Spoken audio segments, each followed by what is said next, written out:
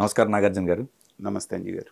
ఎవరైతే ప్రీవియస్ వైఎస్ఆర్సీపీకి సపోర్ట్ చేశారో వాళ్ళందరూ ఇరకాటంలో పడే అవకాశం ఉంది ఈ గవర్నమెంట్లో. ఎందుకంటే ఇప్పుడు శ్రీరెడ్డి మీద కేసు కూడా అలాంటిది అనుకోవాలి. ఖచ్చితంగా ఇప్పుడు out of the way support చేసినటువంటి పోలీస్ ఆఫీసర్స్ వాళ్ళ పరిస్థితి ఏంటో మనం చూస్తున్నాం.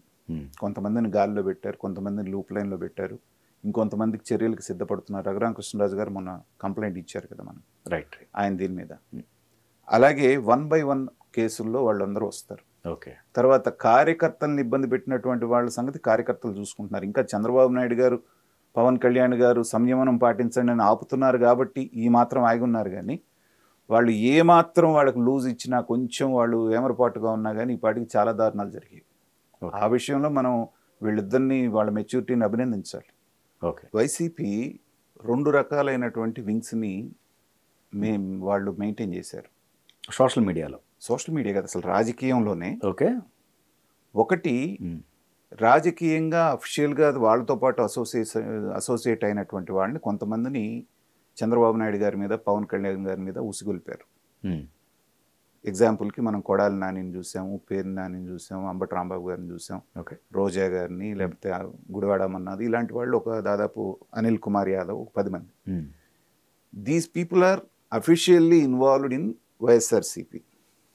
సో వాళ్ళ పార్టీకి వాళ్ళు మాట్లాడటం, చేయటం అనేటువంటిది మనం చూసాం. So outside the party ఒక వింగ్ను మెయింటైన్ చేశారు. వాళ్ళలో ముఖ్యంగా చెప్పుకోవాలి అంటే మనకు ఒక 4 కనపడతారు. ఒకడు పంచ్ ప్రభాకర్ అని చెప్పేసి ఒక ఆయన అమెరికా నుంచి మాట్లాడుతుంటాడు. తర్వాత అతని పేరు నాకు గుర్తులేదు, కానీ లండన్లో ఒక డాక్టర్ ఎవరో ఉంటారు, అతను కూడా వీడియోస్ చేస్తూ ఉంటాడు. ఇక్కడ బోరుగడ్డ అనిల్ అనేటువంటి ఒక వ్యక్తి, తర్వాత ఇప్పుడు మీరు మెన్షన్ చేసిన శ్రీరెడ్డి అనేటువంటి ఆవిడ, వీళ్ళ 4 వీళ్ళకి పార్టీతోటి ఎలాంటి అఫిలియేషన్ లేదు. మా పార్టీ అని వాళ్ళు అంటారే కానీ వీళ్ళు మా పార్టీ మెంబర్స్ అని ఏ రోజు కూడా వీళ్ళు ఓన్ చేసుకోలేదు. వీళ్ళు చేసుకోలేదా? అదొక పైన డ్రామా, అదొక సెటప్ అంతే. నేను ఇందాక చెప్పింది అదే. వాళ్ళు కాదు అంటే వాళ్ళు మాట్లాడతారా? Okay okay. So outside the party, ఎందుకంటే ఒక హద్దు దాటి మాట్లాడుతున్నప్పుడు ఏంటంటే అందులో శ్రీరెడ్డి గారు మాట్లాడే భాష మనందరికీ తెలుసు. కాబట్టి ఏంటంటే వద్దు, బయట నుంచే మన మీద అభిమానంతో మాట్లాడుతున్నట్టుగా ఒక కలర్ ఇచ్చేసి ఒక బిల్డప్ తోటి చేశారు. సరే, అధికారంలో ఉన్నప్పుడు మీరు ఏం చేసినా చెల్లుబాటు అయింది. కానీ అధికారం పోయిన వెంటనే ఏం జరిగిందనేటువంటిది మన కళ్ళ ముందే కనపడుతుంది. పంచ్ ప్రభాకర్ అనేటువంటి వ్యక్తి ఎంతగా వీళ్ళని విమర్శించారో, ఎంతగా తెలుగుదేశం మీద విరగదీసుపడ్డాడు, ఎలాంటి భాష మాట్లాడాడు, అతని మీద హైకోర్టులో కూడా వాళ్ళు పట్టుకురండి అని చెప్పేసి కూడా చెప్పారు.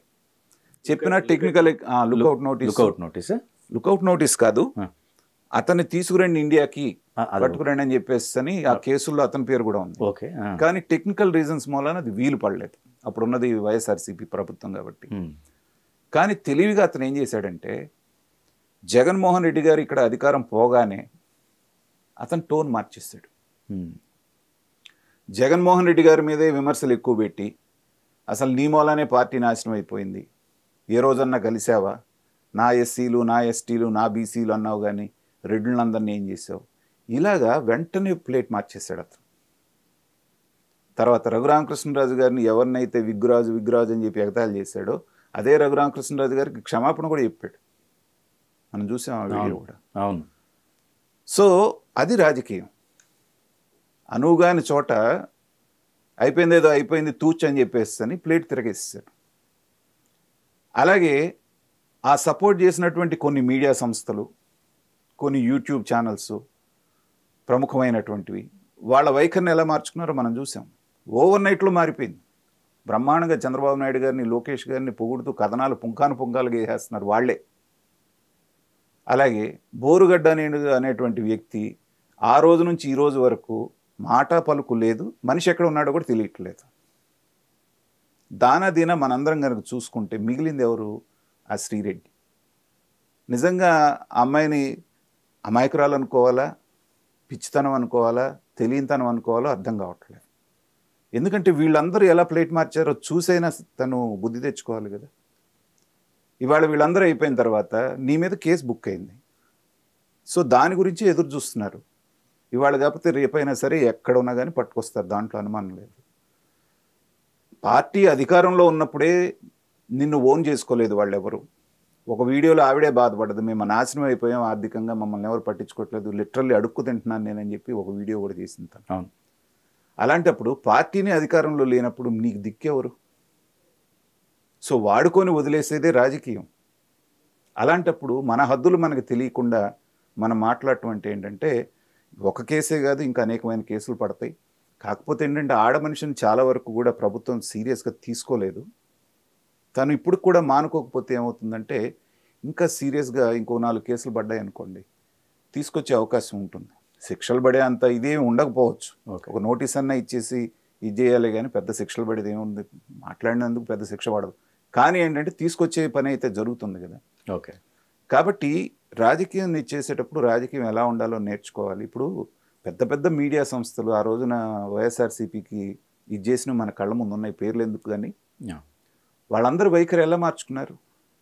నీకంటే బలంగా ఉన్నారు వాళ్ళు, ఒక మీడియా దీంట్లో ఉన్నవారు. అయినా కూడా రాబోయే రోజులు ఎలా ఉంటాయి, అవసరాలు ఎలా ఉంటాయి అనే దృష్టితోటి అందరూ కూడా వాళ్ళ వాయిస్ మార్చేసినప్పుడు మాట్లాడకుండా ఉంటే బాగుండేది. సరే కేసు అయితే పడ్డది కాబట్టి అది ఎక్కడ దాకా వెళ్తుంది, ఎంత దాకా ఒక ఆడ మనిషి గురించి మనం ఇంతకంటే ఎక్కువ మాట్లాడటం అనేటువంటిది పద్ధతి కాదు. కాబట్టి మిగతా వాళ్ళు పంచ్ ప్రభాకర్ విషయమే తీసుకోండి, ఈవిడి కంటే దారుణంగా మాట్లాడాడు చంద్రబాబు నాయుడు గారిని, పవన్ కళ్యాణ్ గారిని. అసలు మరి చదువుకొని డాక్టర్ ఎలా అంత దూరం ఎలా వెళ్ళాడో మనకు తెలియదు. కానీ అంటే చదువుకి సంస్కారానికి సంబంధం లేదనేటువంటిది ఇలాంటి వాళ్ళని చూసినప్పుడు మనకు ప్రూవ్ అవుతూ ఉంటుంది. ఎందుకంటే చదువు సంస్కారాన్ని నేర్పాలి. రాజకీయంగా డిఫర్ అవటం వేరు, రాజకీయంగా విమర్శించడం వేరు, ఇంట్లో ఆడవాళ్లతో సహా అందరినీ కలిపి బూతులు మాట్లాడటం అనేటువంటిది అది పశుత్వం అంటాను నేనైతే. సో అలా చేసిన వాళ్ళందరూ మారారు. మీకు ఒకళ్ళిద్దరు ఎవరన్నా ఉంటే ఇది ఫలితం అనిపిస్తారు.